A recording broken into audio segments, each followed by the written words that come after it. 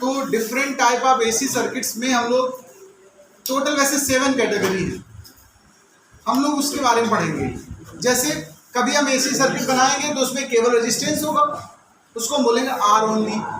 अगर कोई सर्किट ऐसा है जिसमें रेजिस्टेंस भी हो और इंडक्टेंस भी हो, तो आर होता है रेजिस्टेंस, इंडक्टेंस एल होता है, तो इसको एल आर सर्किट कहेंगे। अगर कोई ऐसा सर्किट है जिसमें तीनों ही है तो एल सी आर है, किसी में एल और सी होगा, किसी में आर और सी होगा। ऐसे टोटल 7 सर्किट है। एक एक सर्किट हम लोग डिस्कस करते हैं।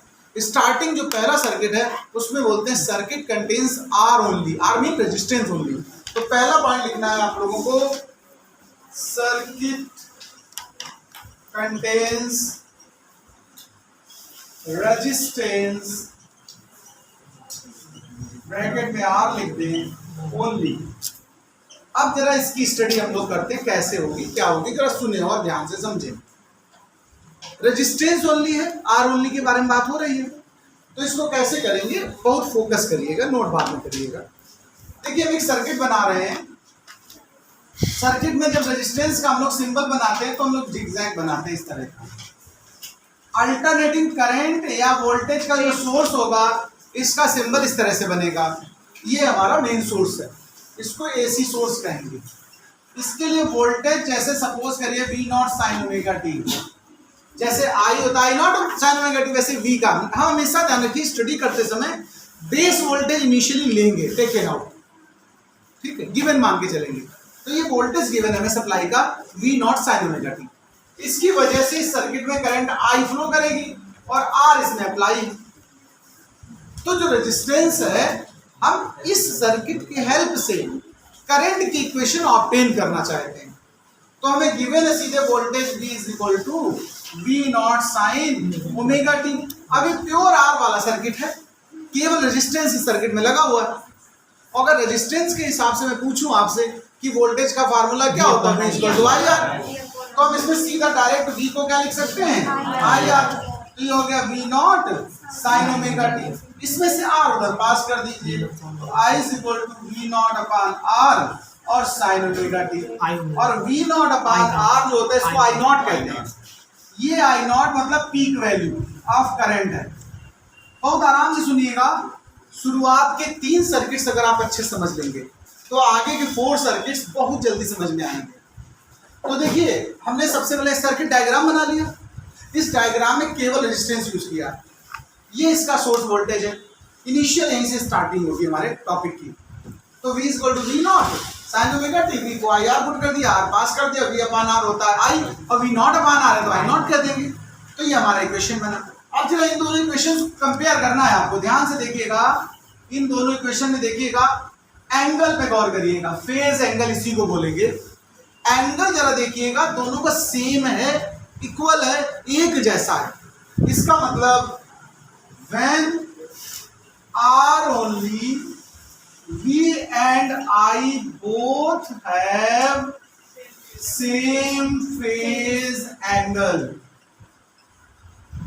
means in same phase, I along the V along the I, दोनों का सेम एंगल है ना, सेम होने का मतलब एक ही डायरेक्शन है, both are in same direction, both are in same direction. यानी जिस डायरेक्शन में आपने करंट को बनाया होगा उसी डायरेक्शन में वोल्टेज बनेगा, जिस डायरेक्शन में वोल्टेज होगा उसी डायरेक्शन में करंट होगी। हाँ, मैग्नीट्यूड कम ज्यादा हो सकता है। जैसे हमारे घर में जो लाइट आती है इसका जो वोल्टेज सप्लाई होता है वो 220 होता है, लेकिन जो करंट होती है वो 5 एम्पियर 25 एम्पियर ऐसे होती कि नहीं होती है। तो मैग्नीट्यूड ज्यादातर करंट का लेस होता है और वोल्टेज का हाई रहता है। मैग्नीट्यूड कम ज्यादा होगा लेकिन एंगल एक ही होगा, सेम होगा। जब केवल R हो, ऐसे सर्किट की बात कर रहा हूं मैं। तो देखिए अगर हम इसका हम फेजर डायग्राम बनाना चाहें, फेजर डायग्राम देखना जरा भाई, हमने अपनी स्टडी के लिए देखिए करंट की डायरेक्शन फिक्स कर ली हॉरिजॉन्टल। देखिए अलग अलग टीचर आपको फेजर डायग्राम अलग अलग स्टाइल के बनवाएंगे, सबका सही है, ऐसा नहीं कि कोई गलत सिखाएगा आपको। बुक्स जितनी आप बदलोगे उनमें सब में डायग्राम बनाने का स्टाइल बदला होता है। मैं जो सिखा रहा हूं लेकिन आपको वही सीखना है। अगर आप किसी और का सीखो हो सकता है कंफ्यूज होगा। अभी बताऊंगा क्यों कंफ्यूजन हो सकता है, फिलहाल आप मेरा पैटर्न सीखें। तो मैंने करंट को, देखिए इनिशियली जब इक्वेशन सॉल्व करते हैं तो हम वोल्टेज को लेते हैं शुरुआत में, वोल्टेज से सॉल्व करते चले जाते हैं। लेकिन जब फेजर डायग्राम बनाया आप तो करंट को इनिशियल लें और उसको फुट पे मान लें, यानी कि हॉरिजॉन्टल ले लें। अब वोल्टेज करंट के साथ कैसा रिलेशन रख रहा है उस पर ध्यान दें। जैसे इसमें तो दोनों का सेम डायरेक्शन है, तो जिधर आपने करंट बनाई हो उधर ही वोल्टेज बना दें, लेकिन वोल्टेज का थोड़ा एरो बड़ा बनाए, ध्यान रखिए, क्योंकि वोल्टेज का ज्यादातर प्रैक्टिकली मैग्नीट्यूड ग्रेटर होता है और करंट का मैग्नीट्यूड थोड़ा सा लेस होता है, तो बेटर रहेगा दोनों अलग अलग समझ में आएंगे। हाँ, यहाँ करंट भी और वोल्टेज भी है। तो ये इसका फेजर डायग्राम हो गया आर ओनली का। लेकिन इसको एनालॉग में बना सकते हैं हम लोग। एनालॉग डायग्राम देख लीजिए जरा कैसे बनेगा। एनालॉग डायग्राम अगर हम बनाते हैं तो इस तरफ टाइम हो गया, उस तरफ वोल्टेज और करंट हो गए। तो देखिए जैसे हमने सपोज करिए करंट का बनाया है, ये करंट का, तो करंट की पीक वैल्यू आई नॉट हुई, और जिस डायरेक्शन में जैसी सिचुएशन में करंट है वैसा ही वोल्टेज होगा, क्योंकि आर ओनली है तो वो भी ऐसा ही होगा, बस मैग्नीट्यूड ज्यादा होगा उसका। तो जब वोल्टेज के लिए आप बनाएंगे तो हम डॉट डॉट से बना रहे हैं वोल्टेज, तो देखिए बनेगा वहीं से, पास उन्हीं पॉइंट से होगा जिन पॉइंट से करंट हो रही, जिस सिचुएशन से।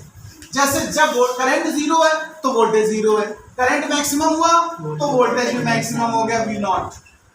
जब करंट डाउन होने लगी तो वोल्टेज डाउन होने लगा, जब करंट जीरो हो गई फिर से तो वोल्टेज भी जीरो हो गया, जब करंट रिवर्स ऑर्डर मैक्सिमम हुई तो करंट वोल्टेज भी हो गया। मतलब जैसा जैसा करंट में वेरिएशन है वैसा वैसा ही वोल्टेज में है, बट ऑर्डर ऑफ मैग्नीट्यूड में डिफरेंस हो सकता है, इसलिए ग्राफ में हम दोनों अलग अलग बनाते हैं। ये एनालॉग बोलते हैं इसको हम लोग, क्या बोलते हैं? एनालॉग बोलते हैं। ये डिजिटल सर्किट कह सकते हो आप इसको, या फेजर डायग्राम कह सकते हो। ये फेजर डायग्राम है। ये दोनों बातें थोड़ा सा अपने दिमाग में रखिएगा। शुरू के 3 सर्किट में हम फेजर भी बनाएंगे, एनालॉग भी बनाएंगे, लेकिन उसके बाद हम लोग केवल फेजर सीखेंगे, एनालॉग को ड्रॉप कर देंगे। ठीक है, यहाँ तक आप पहले नोट कर लीजिए, फिर आगे की बात करता हूँ। पॉज करिए। हमारा जो सर्किट है, अब हम दूसरा सर्किट बना रहे हैं। सर्किट कंटेन्स इंडक्टेंस यानी कि एल ओनली। अगर केवल एल हो, आर ना यूज हुआ हो, ऐसा कोई सर्किट मिले हमें, तो देखिए करंट और वोल्टेज के फेज में क्या रिलेशन आएगा, हम उस पर डिस्कस कर रहे हैं। बहुत ध्यान से सुनिए। देखिए हम डायग्राम में एल बना रहे हैं। कॉइल को बनाने के लिए हमेशा इस तरह का सिंबल इस्तेमाल होता है, इसको एल बोलेंगे। अब इनिशियली जो वोल्टेज की इक्वेशन हुई है, आप लोगों को मैंने सेल्फ इंडक्टेंस पढ़ाया है। सेल्फ इंडक्टेंस में मैंने कहा था कि जैसे जैसे करंट पास होती है तो फ्लक्स बदलता है, ईएमएफ इंड्यूस्ड हो जाता है, और ये इंड्यूस्ड ईएमएफ हमेशा उस रीजन को अपोज करता है जिसकी वजह से डेवलप होता है। वो डेवलप हुआ इसकी वजह से, मेन वोल्टेज की वजह से, अब वो इसको अपोज करेगा इंड्यूस्ड वाला। तो अगर स्टेडी स्टेट की बात करें हम, एट स्टेडी स्टेट यानी फाइनल जब भी अपोज करके क्लियर हुआ होगा, स्टेडी स्टेट की बात करें तो ऐसी सिचुएशन में ध्यान रखिए जो मेन वोल्टेज है उसमें आपका इंड्यूस्ड वोल्टेज अपोजिट डायरेक्शन होने की वजह से सब्ट्रैक्ट किया जाएगा, और ये दोनों एक दूसरे की वैल्यू को निरस्त कर देंगे, कैंसिल कर देंगे। यानी इक्वेशन जो स्टार्टिंग होगी यहाँ पर ओनली वी से नहीं होगी, वी के साथ उसका इंड्यूस्ड इफेक्ट भी तो लेंगे भाई, वो भी तो वोल्टेज है। तो जो नेट वोल्टेज बनेगा, टोटल वोल्टेज बनेगा, आप समझ, अच्छा वी प्लस ही बोल दो पहले और बाद में ई की वैल्यू पुट करो माइनस में। तुम्हें याद होगा मैंने फार्मूला बनाया था, E equal to minus L और DI अपॉन dt करके फैराडे लॉ से। तो देखो V को हम लिख सकते हैं V naught sine omega t, और EMF की वैल्यू थी minus L delta I upon delta t। हम डिफरेंशियल फॉर्मेशन यहाँ यूज कर रहे हैं, तो हम लिख सकते हैं minus L DI upon dt। ये माइनस सिर्फ इसलिए आया था ना कि अपोजिट डायरेक्शन होती है, तो इसको अगर फाइनली एक सिंपल इक्वेशन में लिखें तो L DI by dt is equal to V naught sine omega T.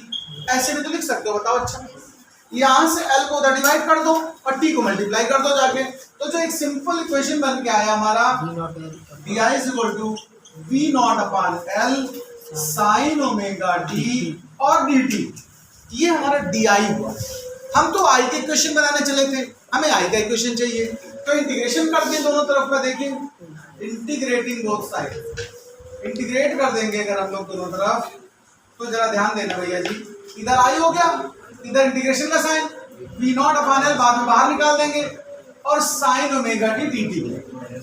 We naught L बाहर तो हो गया अपन, और साइन का होता है minus cos omega t, omega t का अपन ओमेगा, तो इसका जब इंटीग्रेशन करेंगे तो V naught upon L omega बाहर आ जाएगा और माइनस का हो जाएगा साइन कॉस ओमेगा टी। आप ध्यान रखिएगा इस चीज को। तो यानी पहले ये ओमेगा आ चुका अपन ने पहले, तो यानी minus V naught upon L omega cos omega t I की वैल्यू। अब सुनिए, लेकिन ये आई की स्टैंडर्ड इक्वेशन नहीं है, हम साइन में चाहते हैं, कंपैरिजन तभी तो होगा ना भाई। वोल्टेज साइन में और करंट अगर कॉस में, तो बेटर कंपैरिजन नहीं होगा। अब यहाँ पर और रुके, इसके बाद यहाँ पर भी सुनिए, इसको अगर कभी आप लोग डायमेंशन निकालें, आपको मैं वर्क दे रहा हूं, dimension of L omega is equal to dimension of R. आप इस पे फोकस करें प्लीज। अगर हम एल और ओमेगा की डायमेंशन निकालेंगे तो रेजिस्टेंस की डायमेंशन मिलेगी आपको। किसकी मिलेगी? यानी एल और ओमेगा का प्रोडक्ट एक तरह का रेजिस्टेंस है। और मैं देख ही लेता हूँ, चेक ही कर लेता हूँ। जब हमें टीवी केस कराना तो थोड़ा इसको देखो। एल ओमेगा की डायमेंशन उठाता हूँ मैं। एल माने हेनरी, हेनरी की थी ml/t माइनस, याद है ml/t माइनस 2 a माइनस 2। ये तो तुम्हें याद ही होगा सीधे, ml/t माइनस 2 a माइनस 2।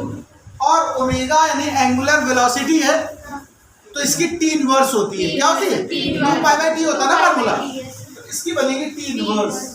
तो ये बन गया हमारा ml/t माइनस 3 a माइनस 2। ये हो गई dimension of L omega, dimension of L omega. अब जरा हम डायमेंशन ऑफ आर निकालना चाह रहे हैं, तो v equal to I R होता है, v equal to I R होता है, r इक्वल टू बन गया v upon R, v upon I मतलब। तो हम लोग r बना चाहते हैं, तो r की डायमेंशन जब बनाएंगे तो किस तरह बनेगी, जरा इस पे फोकस करें। वोल्टेज की पहले निकालते हैं। किसकी निकालते हैं? वोल्टेज होता है W/Q, होता है कि नहीं होता है? वोल्टेज हो गया W/Q और I, तो W की होती है ml/t माइनस 2, ठीक है, और Q की हो गई 80 और I की हो गई है। तो इसको सिंप्लीफाई करो, देखो ml/t माइनस 3 a माइनस 2। क्या वही आया कि नहीं आया बताओ? ये जरूरी नहीं कि जब डेरिवेशन आप करें तो इसको प्रूफ करें, आप डायरेक्ट लिख सकते हो dimension of L omega is dimension of R. But आपको जानकारी तो होनी चाहिए कि हाँ इसे लफाजिम लिख दिया गया क्या, तो भाई हमें एक बार आना चाहिए, समझना चाहिए, इसलिए मैंने समझा दिया आपको। अब सुनिए जरा, यानी हम इसको आर मान सकते हैं ना एक तरह से, लेकिन रेजिस्टेंस नहीं है, इसको साफ आप रेजिस्टेंस नहीं कर सकते। ये रेजिस्टेंस जैसी कोई चीज है, यानी ये भी रजिस्ट करती करंट, इसका मतलब ये है क्योंकि डायमेंशन सेम है, तो हम कहेंगे here L omega is similar quantity of resistance. L omega is similar quantity, similar of resistance. लेकिन इसके लिए नाम नया बोला जाएगा, इसके लिए नाम देते हैं इंडक्टिव रिएक्टेंस। क्या नाम देते हैं? और सिंबल बनाते हैं एक्सेल। जरा उसमें देखो, वहां दिख रहा है उस जगह पर, हाँ पूरा दिख रहा है। तो देखें इस ओमेगा एल को ध्यान रखिएगा, एक नया नाम देंगे, omega L is equal to X L, where X L is called inductive reactance. Inductive reactance है वो रेजिस्टेंस, बस नाम बदल दिया, नाम बदल के रख दिया हम लोगों ने, ठीक है। हिंदी में हम लोग सूरज कहते हैं और अरबी में बोल देते हैं तो शम्स बोल देते हैं, बस ये फर्क है। शम्स बोलते हैं, शम्सुद्दीन नाम सुना? तो शम्स मतलब हो गया सूरज दिन, ये समझ लो। आइए, सूरज प्रसाद, हिंदी में हम लोग किसी नाम सूरज प्रसाद लिखे, उसका अरबी में ट्रांसलेशन करो तो क्या बोलोगे? शम्सुद्दीन, बस इतना फर्क है। तो ये रेजिस्टेंस देखिए, तो यदि फार्मूला बना X L is equal to omega L, ये आप ऐसे भी लिख सकते हो, ओमेगा होता है 2πf, तो 2πfl, 2πfl। एफ फ्रीक्वेंसी है, एफ क्या है? फ्रीक्वेंसी है। न्यूमेरिकल्स में अक्सर फ्रीक्वेंसी गिवन होती डायरेक्ट, तो ओमेगा हम लोग इस फार्मूले से निकालते हैं। आपको याद होगा सर्कुलर मोशन में पढ़ाया था, omega is equal to 2πn, n मतलब फ्रीक्वेंसी, यहाँ एफ बोलेंगे हम लोग, बस इतना फर्क है। तो ये एक्सेल यहाँ पर यूज करिए इस जगह पर, देखिए प्लीज फिर से सुनिए इसी जगह। हम यानी यहाँ से सीधे उठा रहे हैं डायरेक्ट, तो I is equal to V0 minus का अपान में एक्सेल और कॉस ओमेगा टी। बहुत ध्यान से सुनिएगा भाई, ये जो माइनस V0 अपान एक्सेल है, तो V0 अपान R होता है I नॉट, तो ये I नॉट हो गया, R की जगह नया R है, कोई नया टाइप का R, तो इसको हमने लिख दिया I is equal to minus I naught cos omega t. लेकिन मैंने अभी आपसे बोला था हमारी प्रायोरिटी है साइन में पाना, कॉस में नहीं पाना। तो हम इसको देखो cos ओमेगा टी को लिख सकते हैं sin 90 माइनस थीटा। तो आप देखिए साइन में पाने वाले हैं sine pi by 2 minus omega T. बताओ कोई दिक्कत? साइन में तो आ गया, लेकिन एक प्रॉब्लम सुनिए, इसमें साइन के साथ जो एंगल है वो प्लस का ओमेगा टी है, देखो, और वहां साइन के साथ जो ओमेगा टी वो किसका है? माइनस का। मुझे ओमेगा टी प्लस का चाहिए, तो एक बार माइनस है कि नहीं, अंदर ले जाओ। Sine minus theta minus sine theta होता है, तो अंदर बाहर का माइनस अंदर लिया जा सकता है। तो देखिए इक्वेशन बन गई I is equal to plus का I naught sine omega t minus pi by 2। इस लाइन पे फोकस करिएगा बहुत ध्यान से, गौर से देखिए आप, यही कातिल है। I is equal to I naught sine omega t minus pi by 2 और V is equal to V naught sine omega t. देखिए आधा यहां तक का इक्वेशन मैच हो रहा है, इसमें माइनस पाई बाई 2 है, यानी इसकी कंपैरिजन में वो एंगल 90 डिग्री लेस है, कम है। इसको बोलते हैं लैग्स बिहाइंड, लैगिंग बिहाइंड, पीछे चल रहा है। करंट पीछे पीछे चल रही है, किससे? वोल्टेज से। इतना नोट करो, भी और आगे इसमें पॉइंट डिस्कशन है। देखिए हमारे पास इक्वेशन ये आ गई आई नॉट, देखो वोल्टेज की इक्वेशन थी हमारे पास V naught sine omega t, और जो करंट की इक्वेशन हमारे पास बनकर आई है I is equal to I naught sine omega t minus pi by 2। यानी यहां से एक रिजल्ट पर पहुंचे हैं कि current lagging behind voltage by pi by 2। देखिए सुनिएगा रिजल्ट इसका क्या बन रहा है, current lagging behind voltage by pi by 2, या इसको उल्टा लिखने के मन हो मेरा तो हम कहेंगे voltage forward by current by pi by 2। Voltage आगे है, बोलो, इसको हम ऐसे कह सकते हो, करंट लैगिंग है, करंट पीछे पीछे, तो वोल्टेज क्या हुआ? आगे नहीं हुआ। या यूं कह सकते हो, और voltage forward by pi by 2 through current. बताओ इतनी बात समझ में आई कि नहीं आई, पहले बताओ। इसी की हेल्प से हम लोग फेजर डायग्राम बनाने वाले हैं। फेजर डायग्राम सुनिए कैसे बनता है। मैंने कहा था हमारा फेजर डायग्राम का जो पहला स्टेप होता है वो करंट होता है, और मैं करंट हमेशा हॉरिजॉन्टल लेता हूं। आप इस पैटर्न को देखिएगा, गौर करिएगा। हर डायग्राम जब भी फेजर बनाऊंगा मैं, तो हम करंट को सबसे पहले लेंगे और उसको हॉरिजॉन्टल ही लेंगे। यही डिफरेंस है। कोई राइटर हो सकता है इसको यहाँ वर्टिकल ले और फिर वोल्टेज बनाए, बनाने का स्टाइल समझना, तो उसका डायग्राम दूसरी शक्ल का बनेगा, बस शक्ल बदलेगी उसकी। जैसे मैंने करंट यहाँ ले ली, मेरे अकॉर्डिंग करंट से वोल्टेज आगे है पाई बाई 2, या करंट वोल्टेज से पीछे पाई बाई 2, तो हमारे हिसाब से वोल्टेज यहाँ बनेगा, देखो 90 डिग्री आगे यहाँ वोल्टेज बनेगा। और सफिक्स एल इसलिए डालेंगे क्योंकि हमें याद रहे ये एल के लिए, only L for L only, reading थी ना। तो ये वोल्टेज फॉर इंडक्टेंस है और करंट फॉर इंडक्टेंस है। तो यहाँ पर देखो वोल्टेज आगे आगे चल रहा है 90, या करंट पीछे 90। अब इसी को और लोग कैसे बना सकते हैं ये भी बता दे रहा हूँ, जिससे कोई टीचर पढ़ाए या कहीं आप टॉपिक पढ़े तो आपको दिक्कत ना हो। जैसे मान लो हम ही वोल्टेज को यहाँ ले लेते हैं फुट पे शुरुआत से ही, अब हम उसके हिसाब से करंट बनाएं, तो करंट मेरे हिसाब से, देखो मैंने करंट को बेस पे लिया तो वोल्टेज आगे हुआ 90 डिग्री। अगर वोल्टेज यहाँ बनाओगे तो करंट पीछे होगी 90 डिग्री, तो करंट यहाँ बना लोगे आप। कुछ राइटर हो बदतमीजी कर देते हैं, वो ऐसा नहीं लेते हैं। वो क्या करेंगे, बदतमीजी की देखिए हाथ हम बता देते हैं, वो कहेंगे यहाँ लो करंट, ये भाई साहब 45 डिग्री, यस मिलेगा आपको, देखना कुछ लिया था। हाँ तो बदतमीजी समझ लो, वो बदतमीजी है कि बच्चा और कंफ्यूज हो जाए। अरे जब हॉरिजॉन्टल पड़ा है भाई ले लो, अरे वर्टिकल ले लो यार, अब तुम तिरछा ले रहे हो 45 डिग्री पे, तो इसको हम सही मानेंगे क्या? सुनिए, तो ये 45 डिग्री पे अगर आप करंट लोगे तो ये 135 पे आ जाएगा। अभी इसको आप क्या कहोगे, ये शराफत है, ये तो बदतमीजी मानी जाएगी भाई, बच्चों को परेशान करना। हम लेकिन हमेशा मेरा अपना पैटर्न है, बता दिया कि लोग ऐसे ऐसे करते हैं तो आप परेशान ना हो ना। सबसे सिंपली मैं सिखाता हूँ, मैंने कहा करंट को बेस पे ले लो आप सीधा, उसके अकॉर्डिंग वोल्टेज जहां जाना वहां जाने दो उसको। आप न्यूमेरिकल्स में भी यही पैटर्न फॉलो करेंगे। तो बताइए फेजर डायग्राम समझ में आया कि नहीं आया, मुझे बताओ। अब इसी से एनालॉग बना देते हैं। एनालॉग क्या कहता है जरा गौर करिएगा। एनालॉग को में भी हम करंट पहले बनाएंगे, करंट का हमारा छोटा रहेगा। अब जरा वोल्टेज पे गौर करिएगा, यहाँ करंट पीछे पीछे चल रही ना, वोल्टेज आगे आगे चल रहा, यानी जब करंट 0 पर होगा तो वोल्टेज 90 डिग्री पर होगा। कहाँ होगा? 90 डिग्री। यानी करंट अगर 0 पर तो वोल्टेज टॉप पर होगा, यानी अगर वोल्टेज का बनाओगे तो 90 डिग्री पहले से, देखना जरा, जब ये 0 पे तो ये पीक पर है, और जब ये पीक पर पहुंचेगा तो हमारा वोल्टेज कहाँ पहुंच चुका होगा?